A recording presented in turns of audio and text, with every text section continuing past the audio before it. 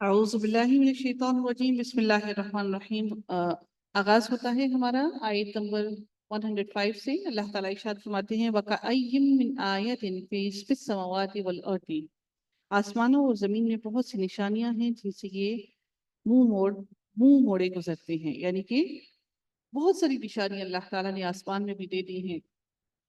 چونکہ پچھلی آیت میں ہم دیکھ رہے تھے کہ اللہ تعالیٰ اب پورا قصہ بیان کرنے کے بعد نبی اکرم صلی اللہ علیہ وآلہ وسلم سے خطاب کر رہے تھے، اور رب کائنات ان کو بتا رہے تھے کہ یہ ساری باتیں آپ وہاں پر موجود نہیں تھے، یہ سب باتیں ہم نے آپ کی طرف وحی کر کے ہم نے نازل کی ہیں تاکہ آپ لوگوں کو بتا سکیں کہ یہ جو حسد کیے جا رہے ہیں، جن وہی معاملات میں یہ سب پڑے ہوئے ہیں، تو یہ ساری باتیں آپ کی طرف وحی کرنا، اس کے پیچھے مقصد یہ تھا تاکہ یہ سب لوگ اپنے آپ کو سدھار لیں، سمجھ لیں اور اپنے اخلاقیات کو بہتر کر لیں۔ تو یہاں پر ہم دیکھتے ہیں کہ اب یہاں پر آگے تنبیہ کرنے کے لیے تنبیہ کی جا رہی ہے اب اس قوم کے لیے جو کہ نبی اکرم صلی اللہ علیہ وآلہ وسلم کے ساتھ موجود تھی۔ اللہ تعالیٰ ارشاد فرماتے ہیں کہ اور اللہ تعالیٰ نے یہ بھی ہمیں بتایا کہ اللہ تعالیٰ نے فرمایا کہ یہ لوگ صرف اور صرف قرآن کی قصے کہانیاں سمجھ کر اس کو سنتے ہیں اور اس پر پھر بھی عمل نہیں کرتے ہیں۔ کہیں ایسا تو نہیں ہے کہ ہمارے بھی بالکل یہی حالات ہوں کہ ہم بھی صرف قصے کہانیاں سمجھ کر قرآن کو انٹرسٹ لے کے سنتے ہیں کہ چلو مزہ آتا ہے سننے میں، لیکن وہ چیزیں ہمارے عمل میں شامل نہیں ہوتی ہیں۔ اللہ تعالیٰ فرماتے ہیں کہ یہاں پر اس آیت کے اندر کہ آسمانوں اور زمین میں بہت سی نشانیاں موجود ہیں۔ اللہ تعالیٰ نے آسمان کی پیدائش میں اور اس میں بے شمار چیزوں کا وجود انسان کو ہر نشانی بتاتا ہے کہ کوئی ایسا ہے جو بہت طاقتور ہے، جو صدیوں سے انسان چلا رہا ہے، اور یہ وہ نظام تھکتا بھی نہیں، وہ نظام اس میں کوئی خرابی بھی نہیں آتی، اور ایک انسان کو چیز ایک چھوٹی سی بھی چیز ہوتی ہے تو اس کی مشین کچھ سالوں تک رہتی ہے، لائف ٹائم گارنٹی کسی کی بھی نہیں ہوتی ہے۔ تو اللہ تعالیٰ فرماتے ہیں کہ زمین اور آسمان میں بے تحاشا چیزیں اللہ تعالیٰ نے ایسی بنائی ہیں جو ان کے لیے نشانیاں ہیں، لیکن یہ ساری نشانیوں سے منہ موڑتے ہیں کیونکہ وہ ایمان لانا نہیں چاہتے۔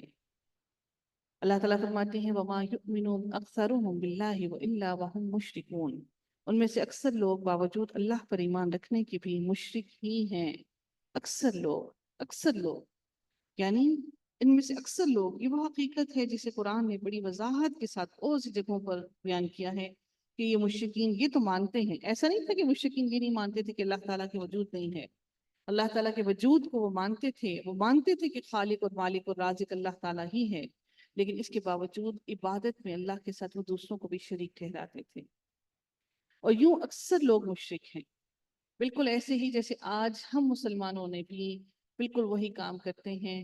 ہم اپنی مرضی سے ہم نے اپنے دین کے اندر بہت سی چیزیں اپنی مرضی سے شامل کر لی ہیں، اور ہم یہ سمجھتے ہیں کہ ہمیں یہ کر دینا اس میں کوئی غلطی نہیں ہے۔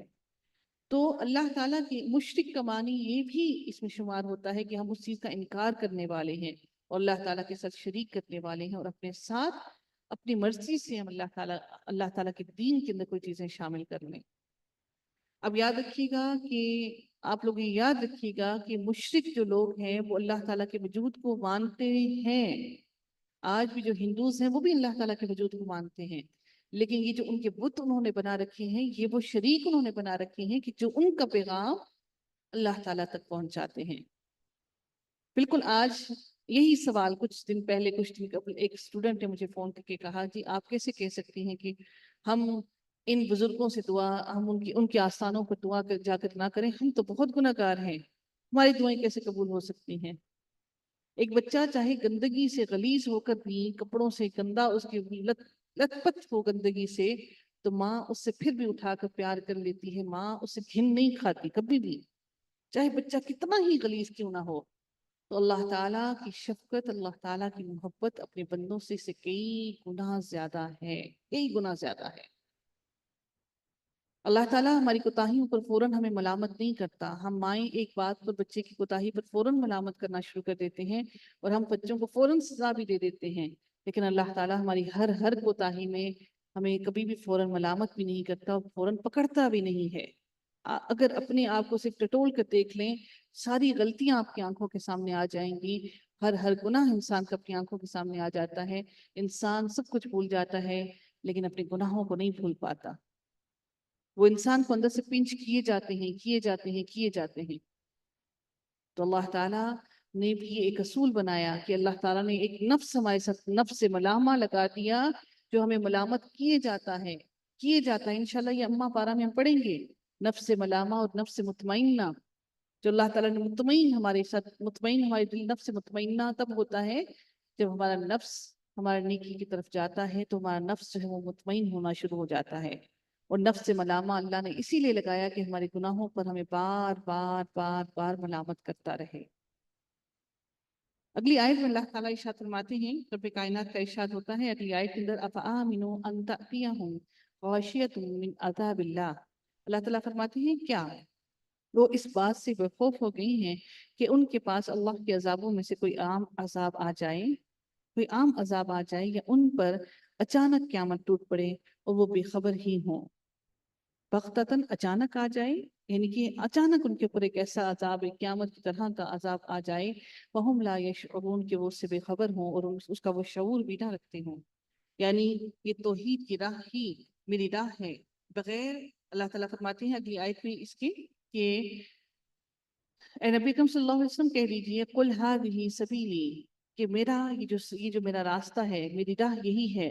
ادعو الی اللہ، میں اور میرے اللہ تعالیٰ فرماتے ہیں کہ میں اور میرے ساتھ جتنے بھی تابعدار ہیں اللہ تعالیٰ کی طرف بلا رہے ہیں. ادعو، بلا رہے ہیں، الی اللہ، اللہ تعالیٰ کی طرف، اللہ تعالیٰ کے راستے پر. علی بصیرۃ انا ومن اتبعنی، اور بلا بھی رہے ہیں اور پورے یقین اور اعتماد کے ساتھ بلا رہے ہیں. علی بصیرۃ انا ومن اتبعنی وسبحان اللہ وما انا من المشرکین، اور اللہ پاک ہے اور میں مشرکوں میں سے نہیں ہوں. وما انا من المشرکین وسبحان اللہ، پاک صاف ہے اللہ تعالیٰ کے ذات. آپ کو معلوم ہے کہ یہ جو عیسائی ہیں وہ کہتے ہیں نعوذ باللہ، نعوذ باللہ. عیسائی کہتے ہیں کہ اللہ تعالیٰ تین میں سے ایک ہے. سورہ مریم میں ہم انشاءاللہ پڑھیں گے. عیسائی کیا کہتے ہیں کہ اللہ جو ہے وہ تین میں سے ایک ہے. کہتے ہیں کہ نعوذ باللہ، وہ کہتے ہیں کہ حضرت عیسیٰ جو ہیں وہ اللہ تعالیٰ کے بیٹے ہیں. اور اللہ تعالیٰ کا بیٹے کیسے ہوئے؟ نعوذ باللہ، وہ اس لیے اللہ تعالیٰ کے بیٹے کہہ کر حضرت عیسیٰ علیہ السلام کو اللہ کے برابر کھڑا کرتے ہیں. اور وہ کہتے ہیں نعوذ باللہ کہ حضرت مریم جو ہیں وہ اللہ تعالیٰ کی بیوی ہیں. تو پھر آپ یہ بات سوچ لیجئے کہ ہم کس طرح سے اپنے بچوں کی برتھ ڈیز کو سیلیبریٹ کریں. ان لوگوں کی جو اللہ تعالیٰ پر اتنا بڑا بہتان لگاتے ہیں، نعوذ باللہ. صرف اس چیز کو، اس لفظ کو، ان باتوں کو گہرائی سے سوچ کر دیکھیے کہ اللہ تعالیٰ کی پاکیزگی کو، اللہ تعالیٰ کی وحدانیت کو وہ کس قسم کی اتنی بڑی تہمت لگاتے ہیں. اور یہ کام ان لوگوں نے، ان عیسائیوں اور یہودیوں نے شرک کرنا نبیوں کے وقت میں ہی شروع کر دیا تھا. اتنا غلو کرنا انہوں نے اس وقت میں ہی شروع کر دیا تھا. تو نبی پاک صلی اللہ علیہ وآلہ وسلم کے وقت میں جو دین باقی اصل حقیقت میں جو رہا، جو صحیح دین پر عمل کرنے والے تھے وہ ابراہیمی اسلام پر تھے، وہ یہودیت اور عیسائیت میں نہیں تھے، کیونکہ ان لوگوں نے شرک جو ہے وہ شروع کر دیا تھا.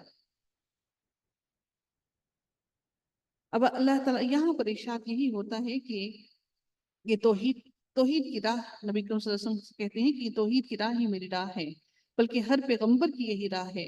اور اسی کی طرف میں اور میرے تمام پیروکار تم سب کو بلاتے ہیں کہ تم توحید پر آؤ، اللہ تعالیٰ کی وحدانیت پر آؤ، اللہ کے ساتھ کسی کو شریک نہ ٹھہراؤ. اور اس بات سے کہ اس کا کوئی شریک نہیں ہے، اس کی کوئی مثال نہیں ہے، اور اللہ تعالیٰ کی نہ کوئی اولاد ہے اور نہ اس کی کوئی بیوی ہے. وہ اللہ تعالیٰ ہر چیز سے پاک ہے. وسبحان اللہ، اور پاک ہے اللہ تعالیٰ ان ہر چیزوں سے جو تم بیان کرتے ہو. وما انا من المشرکین، اور میں مشرکین میں سے نہیں ہوں. وما ارسلنا من قبلک الا رجالا نوحی، اور اللہ تعالیٰ فرماتے ہیں کہ آپ سے پہلے ہم نے بستی والوں میں جتنے رسول بھیجے، جتنے بھی رسول بھیجے، وما ارسلنا من قبلک، آپ سے پہلے، الا رجالا نوحی، وہ جتنے بھی رسول بھیجے سب کے سب مرد تھے. کوئی عورت اللہ تعالیٰ نے رسولوں میں نہیں بھیجی. کچھ لوگ یہ کہتے ہیں کہ حضرت مریم جو ہے وہ ایک واحد رسول ہیں. وہ رسول نہیں ہیں، ٹھیک ہے. رجالن، اللہ تعالیٰ نے واضح الفاظ میں یہاں پر قرآن میں فرما دیا ہے، واضح الفاظ میں فرما دیا ہم نے جتنے بھی رسول بھیجے وہ سب کے سب رجالن، مرد تھے. نوحی، ہم ان کی طرف وحی کرتے تھے، جن کی طرف ہم نے وحی کی. الیہم من اہل القرى، اور ہم ان سب کی طرف جن کی طرف ہم نے وحی کی، جن لوگوں کی طرف، تو وہ سب کے سب مرد ہی تھے. اللہ تعالیٰ پھر فرماتے ہیں افلم یسیرو، کیا تم زمین میں پھر چل پھر کر تم نے انہیں نہیں دیکھا کہ ان سے پہلے کے لوگوں کا کیسا انجام ہوا، کہ اللہ تعالیٰ نے افلم یسیرو فی الارض فینظروا کیف کان عاقبۃ الذین من قبلہم، کہ ان سے پہلے لوگوں کا انجام کیسے ہوا۔ ہم موئن جو دڑو جاتے ہیں، ہم صرف گھومنے پھرنے کے لیے وہاں بیٹھتے ہیں، کھاتے ہیں، پیتے ہیں اور اپنی پکنکس مناتے ہیں۔ اسی طرح سے ٹیکسلا کی طرف جاتے ہیں، ہڑپا کی طرف جاتے ہیں پکنکس منانے کے لیے کہ ہم وہاں جا کر دیکھیں، اور حالانکہ وہاں پر جا کر آپ کو نماز پڑھنے کا بھی حکم نہیں ہے، کہ وہاں پر جا کر جس سرزمین پر اللہ تعالیٰ کا عذاب نازل ہوا وہاں پر ہم نماز بھی نہیں پڑھ سکتے، کیونکہ وہ زمین وہاں پر اللہ تعالیٰ کا غضب اور غصہ آیا، اور ہم وہاں پر اپنے بچوں کو، اپنی نسلوں کو لے جا کر ہم اللہ کا خوف نہیں دلاتے، ہم دکھاتے ہیں جی یہ باقیات ہیں، ہم ان کو دیکھیں کہ پہلے پہلے ایسے ایسے گھر بنے ہوئے تھے۔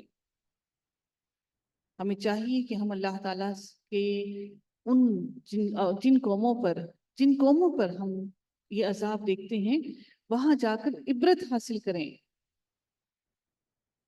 اللہ تعالیٰ مزید ارشاد فرماتے ہیں وَلَدَارُ الْآخِرَةِ خَيْرٌ لِلَّذِينَ اتَّقَوْا، رب کائنات ارشاد فرماتے ہیں کہ یقیناً آخرت کا گھر پرہیزگاروں کے لیے بہت ہی بہتر ہے، جنہوں نے تقوی اختیار کیا ان کے لیے بہت بہتر ہے۔ افلا تعقلون، کیا تم عقل سے کام نہیں لیتے کہ دنیا کا گھر جتنے بڑی مرضی محل بنا لو یہ سب کے سب فانی ہے اور تم ساتھ لے کر میرے پاس نہیں آؤ گے، تو وہ آخرت کا گھر جس کو تم نے خود بنانا ہے اس کی طرف توجہ کرو، وہ سب سے بہتر اور سب سے خوبصورت ہے۔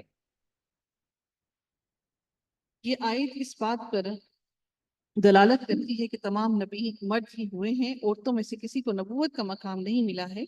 اسی طرح ان کا تعلق قریہ سے تھا، قریہ جو بستی ہے اس سے تھا، جو قصبہ، دیہات اور شہر سب کا وہ شامل ہے، یعنی کہ وہ قصبہ ہوتا ہے، قریہ جو بستی ہوتی ہے اس کو کہا گیا، کہ دیہات بھی ہوتا ہے اور شہر سارے کے سارے اس میں شامل ہو جاتے ہیں۔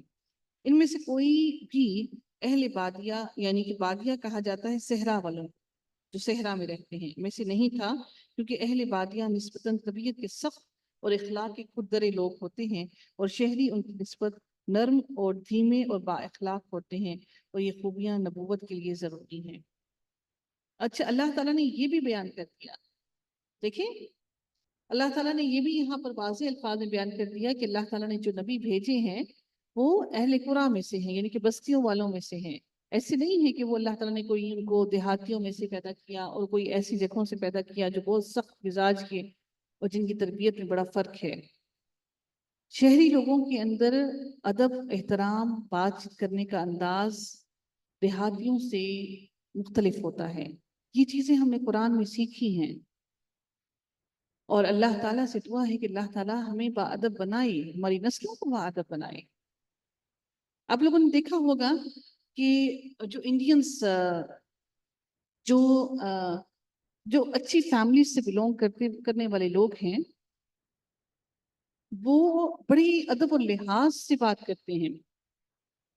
مجھے یاد نہیں آ رہا، اگر کسی کو معلوم ہو تو مجھے رہنمائی کرتے ہیں۔ جو بچوں سے بھی آپ کر کے مخاطب ہوتے ہیں اور وہ کلام بھی اینڈ کرتے ہیں تو بڑا ادب اور تمیز سے بات کرنے والا ان کا کلچر ہی اس قسم کا ہے۔ میرے ذہن سے ان کا نام نکل گیا ہے، وہ کون سے ہیں، میں انشاءاللہ آپ کو شیئر کروں گی، ٹھیک ہے۔ ان پر ادب اور احترام ختم ہے، وہ اتنی زیادہ لحاظ کرنے والے لوگ ہیں، وہ ایک خاص مخصوص طبقہ ہے، اور ان کی زبان جو ہے وہ اسپیشل مشہور ہے، اور وہ لکھنؤ والے، جزاک اللہ خیر، جی لکھنؤ والے جو ہیں ان کا ادب اور احترام مشہور ہے کہ وہ بہت ہی زیادہ ادب اور احترام کرتے ہیں، اور ہم لوگ جو ہیں ہم پتہ نہیں ہم کون سا مکسچر بن گئے ہیں، نہ ہم لکھنؤ والے رہے تو نہ ہم پتہ نہیں کہاں کے بن گئے، نہ انگریز بن سکے نہ پاکستانی بن سکے، ٹھیک ہے۔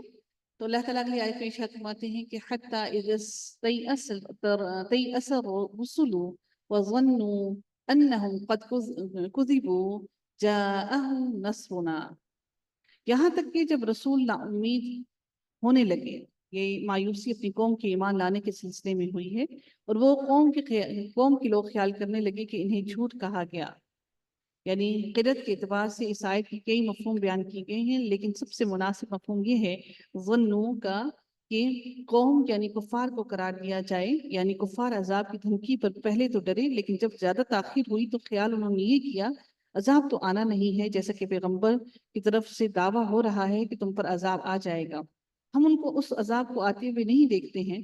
اور وہ کہنے لگے کہ ایسا معلوم ہوتا ہے کہ نبیوں سے بھی یوں ہی جھوٹا وعدہ کیا گیا ہے، نعوذ باللہ۔ وہ کیا کہتے ہیں؟ قد کذبوا جاءہم نصرنا، وہ کہتے ہیں کہ ہمیں ایسا لگتا ہے کہ نبیوں سے بھی جھوٹا وعدہ کیا گیا ہے۔ انہوں نے یہ گمان کر لیا، یہ مشرکین مکہ نے یہ گمان کر دیا کہ انہوں نے کہا کہ ہمیں تو ایسا لگتا ہے کہ ان سے بھی جھوٹا وعدہ کر دیا گیا ہے۔ معلوم ہوتا ہے اس سے کہ جیسے ان سے جھوٹا وعدہ کیا گیا ہے، اور مطلب نبی اکرم صلی اللہ علیہ وآلہ وسلم کو اللہ تعالیٰ نے یہاں پر تسلی دی ہے کہ آپ کی قوم پر عذاب میں جو تاخیر ہو رہی ہے اس سے آپ کو گھبرانے کی ضرورت نہیں ہے۔ پچھلی قوموں پر بھی عذاب میں بڑی بڑی تاخیر ہوتی رہی ہے، اور اللہ کی مشیت اور حکمت کے مطابق انہیں خوب خوب مہلت دی گئی۔ اللہ تعالیٰ فرماتے ہیں کہ اللہ تعالیٰ ان کو خوب خوب مہلت دیتا رہا، حتیٰ کہ رسول اپنی قوم کے ایمان سے مکمل طور پر مایوس ہو گئے، اور لوگ یہ خیال کرنے لگے کہ شاید انہیں عذاب کا یوں ہی جھوٹ موٹ کہہ دیا گیا ہے، حالانکہ عذاب آنا نہیں تھا۔ اس میں دراصل اللہ تعالیٰ کے اس قانون اور مہلت کا بیان کیا گیا ہے جو وہ نافرمانوں کو دیتا ہے، حتیٰ کہ اس بارے میں وہ اپنے پیغمبروں کی خواہش کے برعکس بھی، ان کی خواہش وہ بھی، تو اللہ تعالیٰ ان کی خواہش کے برعکس بھی زیادہ سے زیادہ مہلت ان کو عطا کرتا ہے۔ اللہ تعالیٰ عذاب دینے میں جلدی نہیں کرتا، یہاں تک کہ بعض دفعہ پیغمبر کے ماننے والے بھی عذاب سے مایوس ہو کر یہ سمجھنے لگ جاتے ہیں کہ ان سے یوں ہی عذاب کا جھوٹ موٹ کا وعدہ کیا گیا ہے۔ یاد رہے کہ محض ایسے وسوسے کا پیدا ہو جانا ایمان کے منافی ہے۔ آج میں اور آپ جب ایسے لوگوں کو دیکھتے ہیں جو گناہوں میں مبتلا ہوتے ہیں، ہر حرام کام کرتے ہیں، کہتے ہیں چلو کوئی بات نہیں، گھر بنا لیا، گاڑی لے لی، بنگلہ لے لیا، سب کچھ کر لیا، اب اللہ سے توبہ طائب ہو جاتے ہیں، اور اللہ نے وہ موقع ہی نہ دیا تو پھر کیا کریں گے؟ کتنی بڑی آزمائش ہوتی ہے نا یہ میرے اور آپ کے لیے۔ کیوں نہ ہم بھی کر لیں، کوئی بات نہیں، ہم بھی حج کر لیں گے، ہم بھی معافی مانگ لیں گے، ہم سے بھی اللہ راضی ہو جائے گا۔ یہ سوال آپ یقین جانیے، یہ سوال میرے پاس ہر 2 دن بعد آتا ہے۔ جی وہ موت بھی آتی ہے ان کو تو اتنی بہترین آتی ہے کہ ہر کوئی اش کر اٹھتا ہے، دیکھیں ایک دم اس کی سانسیں نکل گئی، فوراً مر گیا۔ اب اس کا اللہ کے ساتھ کیا معاملہ ہے یہ اللہ بہتر جانتا ہے، ہم نہیں جانتے۔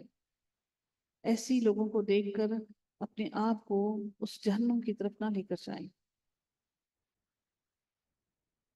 اللہ تعالیٰ فرماتے ہیں جسے ہم نے چاہا اسے نجات دی گئی، بات یہ ہے کہ ہمارا عذاب گناہگاروں کو سے واپس نہیں لیا جاتا، ولا یرد نہیں پھیرا جاتا، بأسنا عذاب ہمارا عن القوم المجرمین مجرم قوم سے۔ لقد كان في قصصهم عبرة لأولي الألباب، اللہ تعالیٰ فرماتے ہیں کہ ان کے بیان میں عقل والوں کے لیے یقیناً نصیحت اور عبرت ہے۔ اللہ تعالیٰ واضح الفاظ میں آگے بہت بڑی بات کہتے ہیں، ما كان حدیثا، میری بات، میرے لفظ، میرے الفاظ، یفترا یہ جھوٹ نہیں ہے، میرے الفاظ یہ جھوٹ نہیں ہے۔ اللہ تعالیٰ کو اپنے الفاظ کی، اپنے قرآن کی، اپنے الفاظ کی گواہی دینے کی کیا ضرورت پڑی؟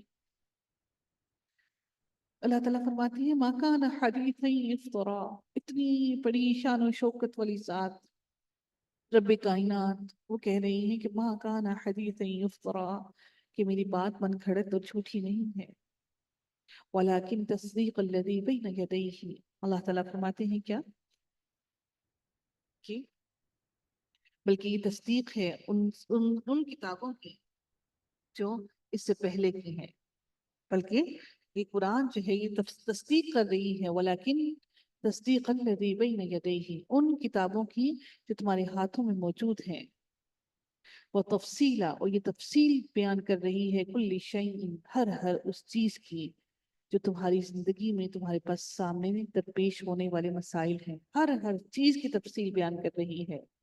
وَهُدًى وَرَحْمَةً، یہ ہدایت بھی ہے اور مکمل رحمت ہے، لِقَوْمٍ يُؤْمِنُونَ، صرف اس قوم کے لیے جو اس پر ایمان لاتی ہے اور جو اس کے مطابق اپنے آپ کو بدلتی ہے، یہ صرف ان کے لیے ہدایت اور رحمت کا ذریعہ ہے۔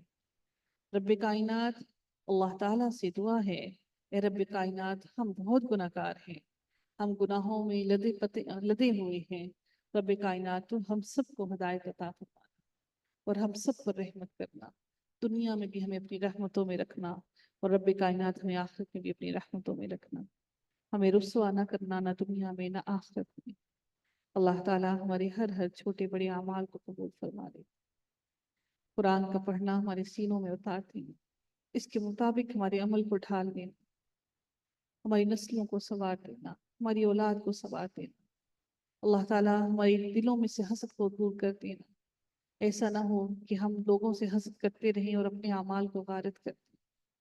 اللہ تعالیٰ آپ سب لوگوں سے راضی ہو. اللہ تعالیٰ آپ کو اور مجھے استقامت نصیب فرمائے اور ہم سب کو اللہ تعالیٰ ہمیں صبر جمیل عطا فرمائے کہ ہمیں اپنے اعمال پر استقامت رکھ سکیں اور اللہ تعالیٰ کو راضی کر سکیں. وآخر دعوانا ان الحمد للہ رب العالمین. صلی اللہ تعالیٰ علی خیرہ خلقہ اجمعین برحمتک یا ارحم الراحمین.